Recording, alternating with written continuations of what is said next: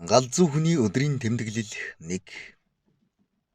Ховдын сэтгцийн эмнэлэгт 10 жил хэвтсэн Сармажавын тэмдэглэл.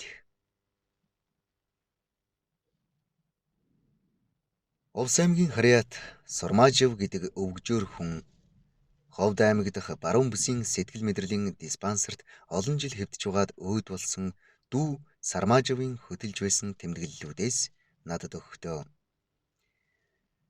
За, миний дүү чи надаас чөтгөр шулмсын тухай их асуудаг. Би ч чамд нэлээд зүйл ярьж өгсөн. Харин Ховдын сэтгэл мэдрэлийн эмнэлэгт 10 жил хэвтээд 1990 онд эмнэлгээс гараад өөд болсон дүүгийн минь бичсэн зүйл нэг л үнэн юм шиг санагдах боллоо. Хэрэгтэй бол сонирхгүй юу гэсэн юм. Би заа хэмээн ихэд олзуурхан авсан хэдий ч ажлын цаг заваас хамаарад түүнийг мартаж орхиж. Харин хэд хоногийн өмнө тэрхүү солио өвчин туссан хөөрхий талигаачийн тэмдэглэлийг уншаад айн хэрд хийж бас ч гэж хүүхд ахуй цагта Ховдын сэтгэл мэдрэлийн эмнэлгийн гадаа саваагүйтэн очиж яриаг нь сонсдог байсан Баян-Улгийн аймгийн Харьяат Сайлуу хэмээх казак-хэрийн нэргээд олон зүйлс дотор нь байгаад багч гисэн үнэн шиг сэтгэл төрснөөр чөтгөр шулмсын адал явдлыг эрэлхийлэгч уншигчдаа энэхүү аимшигт хийгээд сэтгэл өвдөм зүйлийг найруулан засч бичиглэж байна. Энэ дэвтэр бол түүний эмнэлгээс гараад бүх үүх түүхээ бичсэн тунч үнэт зүйл нь байсан бөгөөд талигаач үнэхээр галзуу солиотой хүн байсан уу гэдэг асуултыг надд болоод уншигч та бүхэнд тавьсан юм шиг санагдахыг нуух юм. Сармажав өгүүлрүүн. Манай ангийнхан тэвг хийх тоглог олохоор аймгийн төвөөс нэлээд зайтай орших хогийн хар руу явлаа. Тэнд очиод тоглог хайж явтал би машины эвдэрсэн хуучин аккумуляторын сэгэн дотроос овоо том тоглог олтол манай ангийн ойлгор Бямбаа ирээд булааж авахдаа миний хамраас цус гартал алгадчихад хөвгүүттэй хамт инээлцээр зугтаж одлоо. Би ч тэндээ уйлсаар үлдсэн бөгөөд өвдгөө дэрлэн суусаар байтал нэг л мэдхэд харуу бүрий болсон байв. Нэрээ мартчихаж би ундчихсан ч байсан билүү? Нэг л мэдхэд миний өмнө хөх гал сөөмөлдсөн байснаа гинтхэн эмэгтэй хүн болоод хувирчихсан. Ухай цагаан царайтай, нүд нь огт хөдлөхгүй. Яг л манай урт талын агентийн авгай шиг ярвгар царайтай. За энэ ч яах вэ? Шав шалдан байхыг хараад би хичнээн ицсэн гэж. Тэгсэн тэр авгай нүднээс гинтхэн нөгөө хөх гал асаад эхэлсэн. Би айгаад босоод зугтах гэсэн боловч үнэндээ хөдөлж чадахгүй байснаа санаж байна. Харанхуй байсан хэрнээ түүн дээр гэрэл тусгачсан мэтэл тод харагдсаар над руу дөгч ирснэ. Чиний нагц ах чинь намайг өхүүлчихэд жаргаж байна уу гэж асуухад нь би өнгөрсөн хавар улаан гомын хогийн хар дээр боож өгсөн бэр ихч ичин хорлоогоо байхын таниад түлхэж орхисон ч гар минь биеэр нь нэвтрээд гарчгаар нь айхтаа ухаан алдчихсан. Нэг мэдгэтэл нар гарчихсан. Би хогийн харын машины сэгний дэргэд хэвдэж байгаагаа мэдсэн. Үнэндээ тэр үед ичин бэргэнтэй уулзсан явдал зүүдүү бодиттой байсан уу гэдгийг сайн ухаараагүй. Толгой аймаар муухай өвдөж байсан ч арай хийж явсаар гэртээ ирсэн.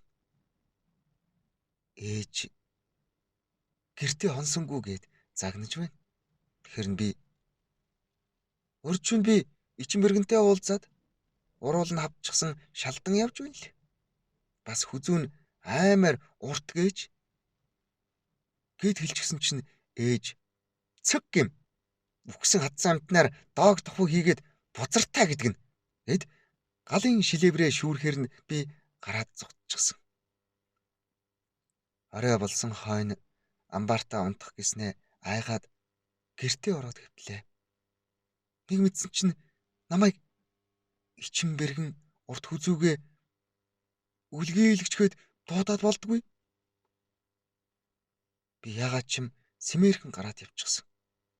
Түүнийг өөрийн мэдлгүй дагсаар нэг л мэдхэд өнөөх хогийн хар дээрээ очсон. Ичин бэргэн дахиад л наагац ах чинь чаргаж байна уу гэснэ. Чи надтай хамт явах уу?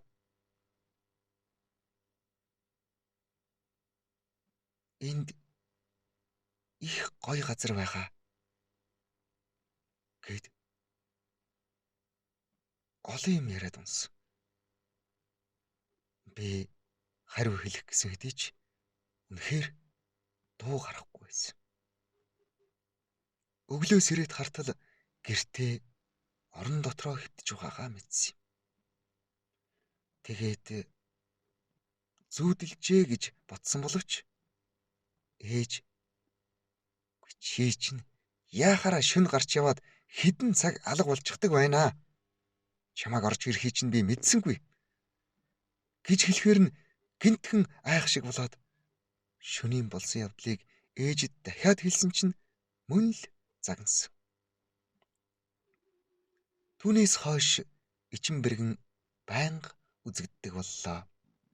Өрх дэрвээд гэрийн унь шажигнаад тооны завсраар ичин бэргэн нисж орж ирээд намайг авч одно. Заримдаа нэг харанхуй хонглоор аваад нисчихнэ. Энэ тухай ээждээ хэлвч юр халгаахгүй. Худлаа яриад байх юм. Чи минь галзуурчихсан юм уу? Шүн чи хүнжилдэл байсан шүү дээ гин.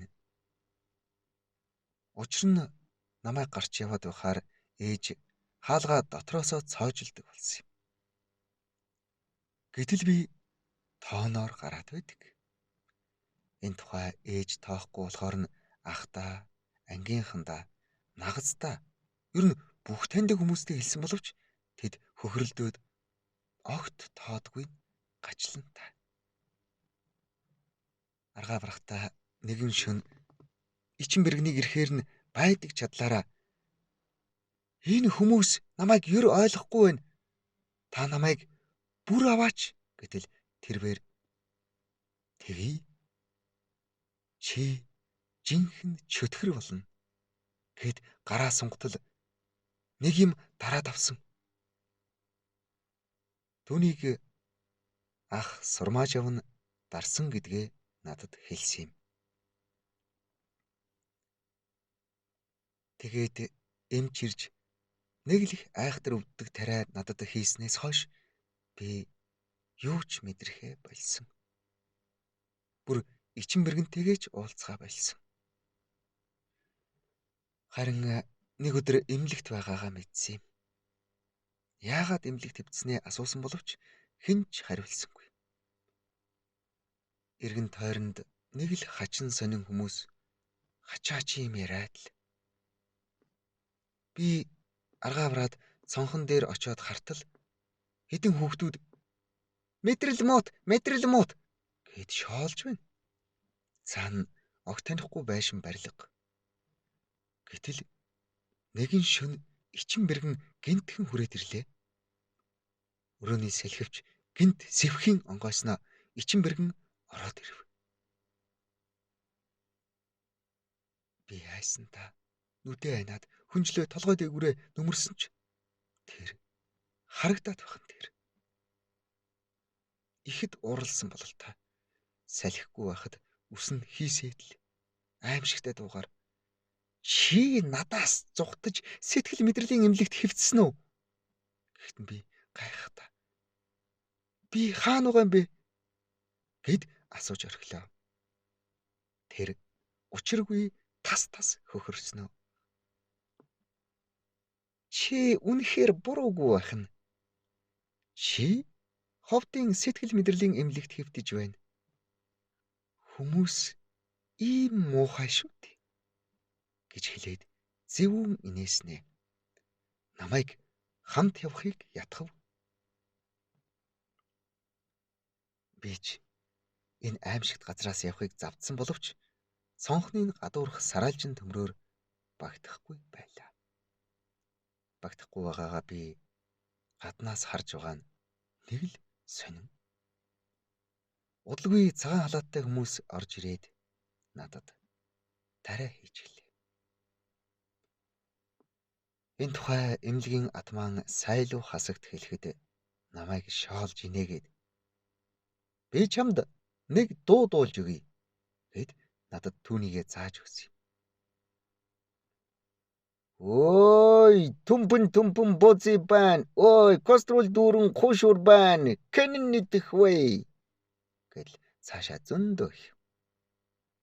Жинхэнэ сэтгэл мэдрэлийн өвчтөе хүн чинь энэ сайлуу юм шүү дээ. Гэтэл намайг үннээ яриад байхад л сэтгэл мэдрэлийн эмнэлэгт 10 жил хэвтээд гарахтаа хүн гэдэг амьтныг үзэн ятах болсон юм да. Манай сурмаж авах намайг бараг эргээгүй. Харин ээж минь нас барсан гин. Ичин мэргэн ч яах вэ? Намайг дагаад увсад иржээ. Би шөнө бүр уулзна. Марцнаас тэр өлсөж байгаагаа надад өмнө нь хэлдэг байсан хэдий ч түүнд тусалж чаддгүй байл.